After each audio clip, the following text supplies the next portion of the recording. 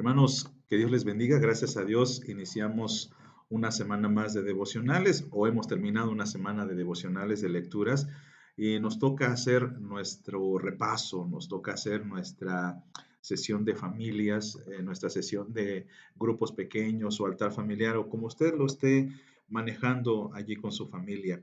Y vamos a orar, hermanos, para darle gracias a Dios por lo que nos ha permitido tener hasta este momento. Y les suplico que también oremos por aquellos hermanos que, bueno, se han salido del grupo, ignoro las razones. Yo espero que aún así sigan teniendo la disciplina de la lectura de la Biblia, porque pues es lo que realmente nos interesa, no tanto que estén en un grupo o que estén siguiendo las transmisiones de la Iglesia del Divino Salvador, sino más bien que se edifiquen a sí mismos. Oramos, Señor, en el nombre de Cristo te pedimos que nos ayudes, nos guardes y bendigas en este reto que iniciamos en este mes de enero. Gracias porque ha terminado enero, empieza febrero y tenemos muchísimas expectativas, Señor, respecto a lo que has de enseñarnos. A ti sea la honra y la gloria, Padre, por siempre, en el nombre de Jesús. Amén. Bien, hermanos, pues gracias a Dios ha sido una lectura bastante interesante, la de Job que hemos tenido desde la semana pasada, pero usted recordará que precisamente desde el sábado pasado iniciamos la lectura del Éxodo, una historia que en lo personal es fascinante. A mí me encanta la historia del Éxodo porque allí vemos cómo Dios reconoce a su pueblo y lo libera de la esclavitud.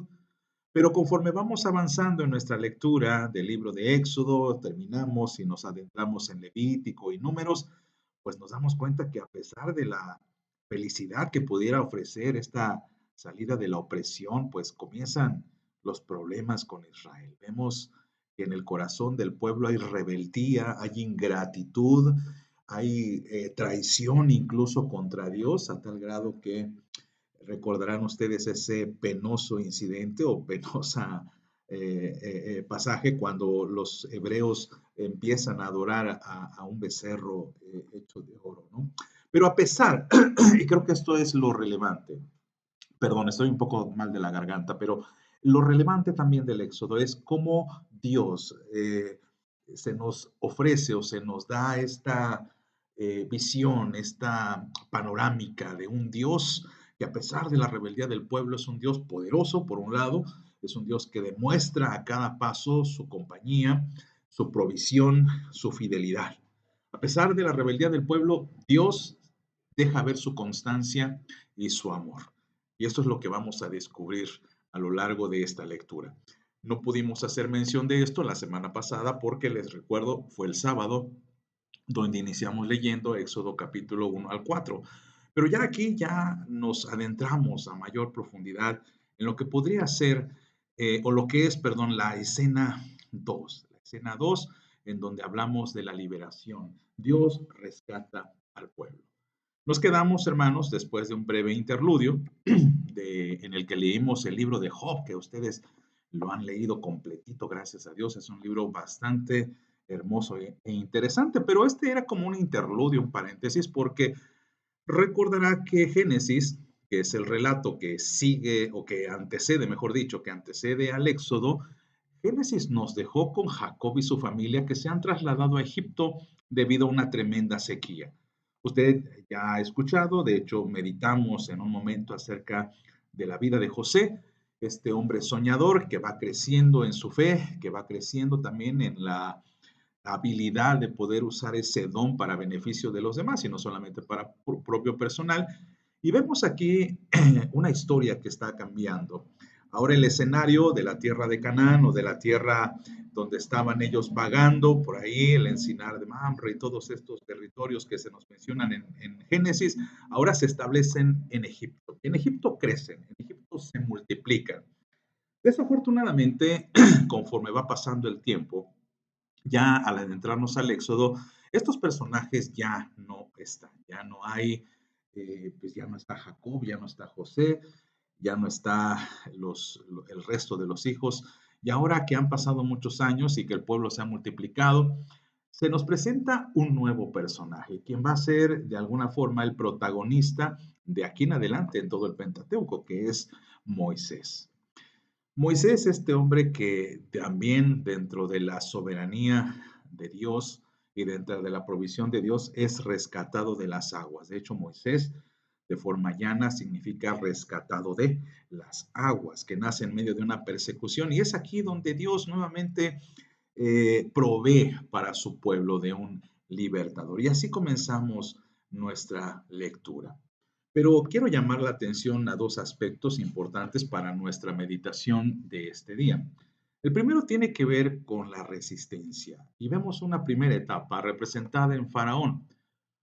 Ante la resistencia de Faraón, que conocemos todos, debido a que Moisés le dice, deja salir a mi pueblo para que adore a su Dios en Egipto, bueno, digo en el desierto, bueno, Faraón se resiste y esta es la razón por la cual Dios eh, decide liberar juicios contra Egipto. Conocemos estos juicios a través de la narración de lo que conocemos como las 10 plagas. Las 10 plagas que ustedes han escuchado, probablemente han estudiado en algún otro estudio o sermón, la plaga del río en sangre, de las ranas, de los piojos, del granizo, de la oscuridad, etcétera, hasta que llegamos a la 10ª plaga a través de la cual Dios eh, ejerce su gran poder contra Egipto para que Egipto finalmente deje salir al pueblo ante la gran rebeldía de Faraón.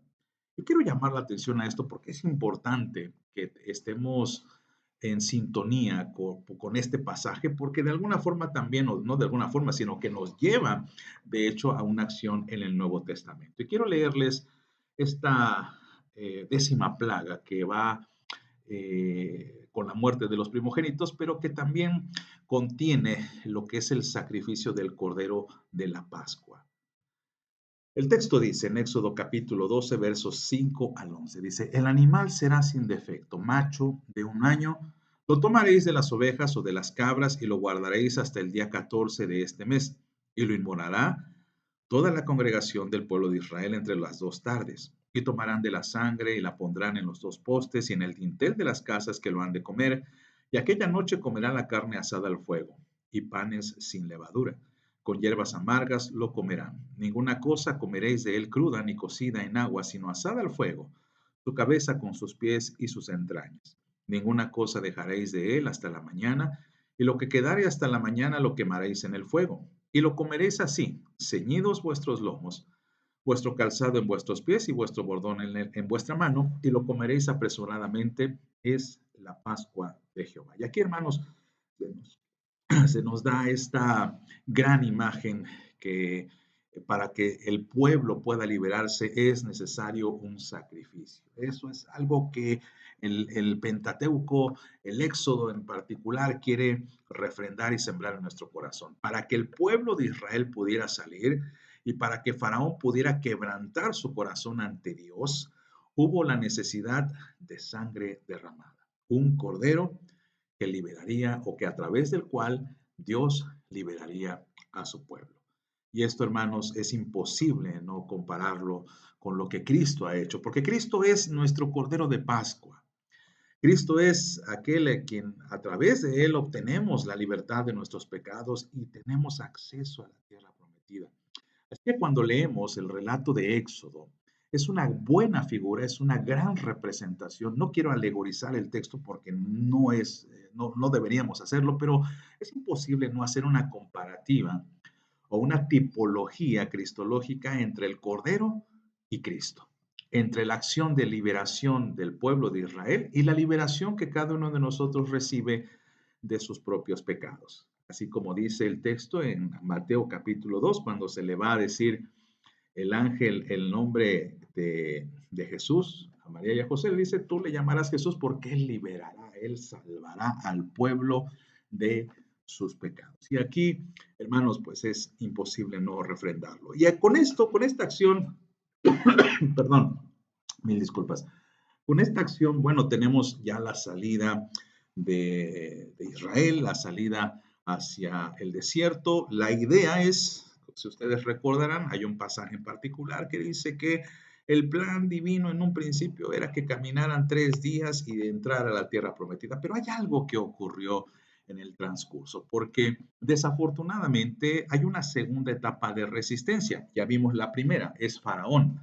Faraón representa esa fuerza antes de convertirnos, esa resistencia a escuchar de Dios, que el mismo apóstol Pablo lo refrenda diciendo que no hay hombre que busque a Dios, no hay uno solo. Nosotros éramos como Faraón, éramos rebeldes, no queríamos escuchar, no creíamos en Dios, creíamos en nuestras propias divinidades.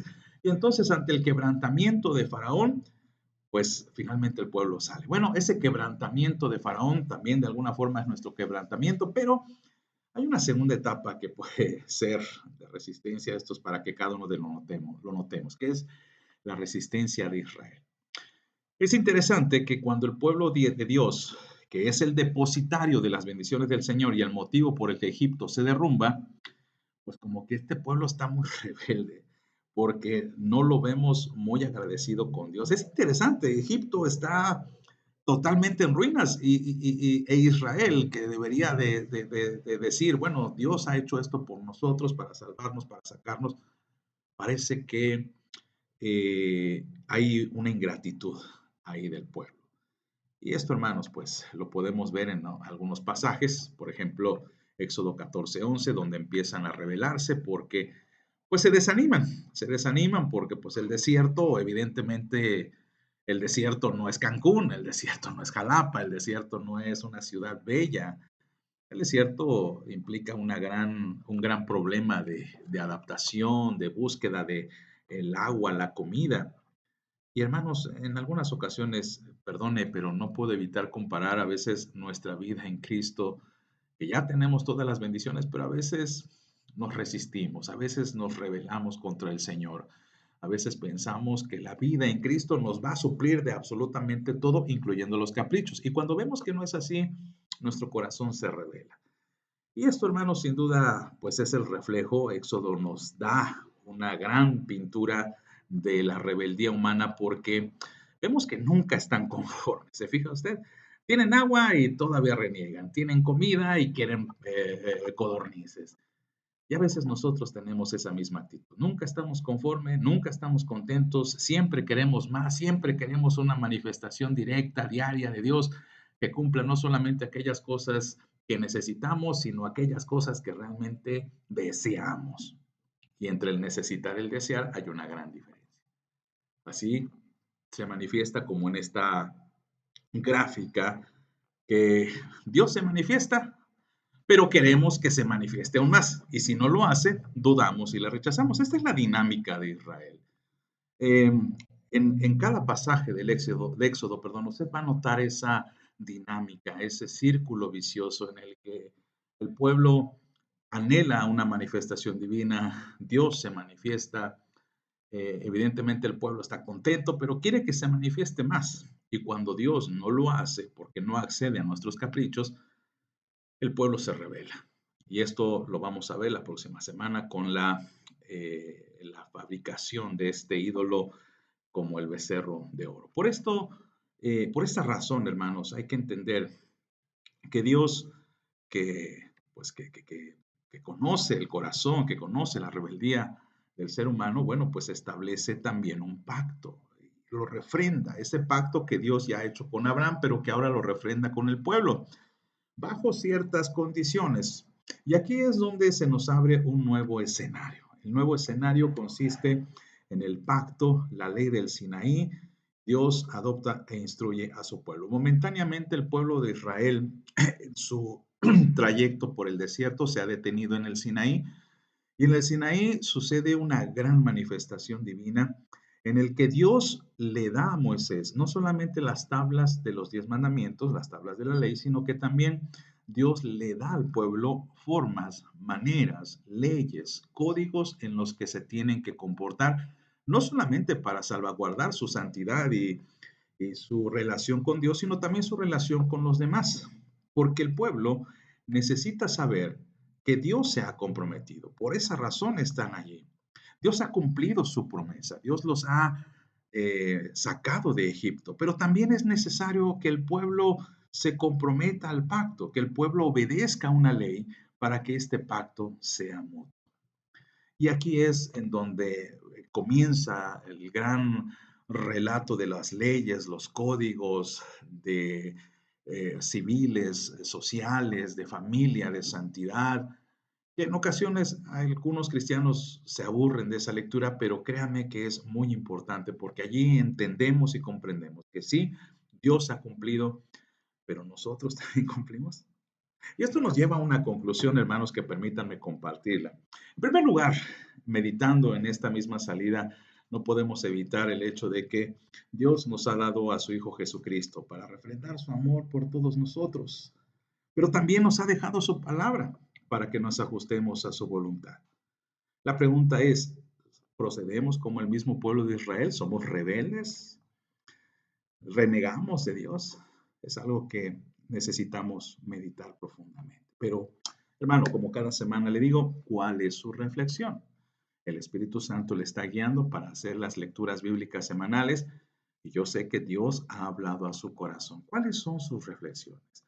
Igual y se les gusta compartir en esta plataforma, hágalo o si quiere compartirlo con sus hermanos en Cristo, sus familias, hágalo, hermano, pero edifiquémonos mutuamente.